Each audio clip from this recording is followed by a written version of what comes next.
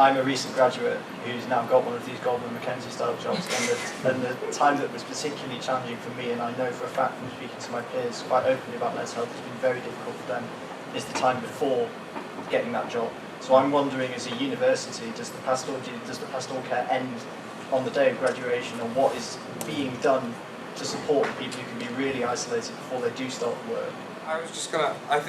To be honest, I think whether it continues on or not is something that should be fostered way before then, right? I remember in 2018, I was having a conversation with a professor that researches cognitive behavior, and in the law school, and he would tell me from his surveys of students, there's a sort of a good perfectionist and a bad perfectionist sort of way, and he'd say that law students, because that's where where the department I'm from, so that's what I can tell you. But their bad perfectionist traits are, out of here, right? They're crazy high, and there's a reason for that, right? Because we foster that just growing up. The students, you tell them, this is for the rest of your life. If you don't do this, if you don't achieve this, then you're going nowhere.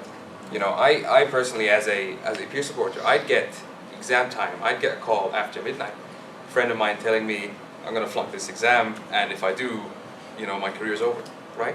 But this is something we foster in kids growing up. If you don't do this, that's it. Your life's over, right? If you don't succeed, that's it.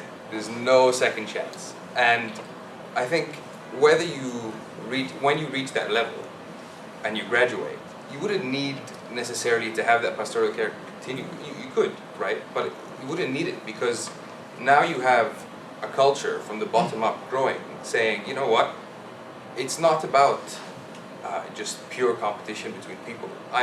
Everyone around me here is trying to help me, just as I'm trying to help everyone around me, right? And that, having said that, you talk to your tutor, right? They'd also be willing to help you, right? Because it's that same culture that just builds around everyone.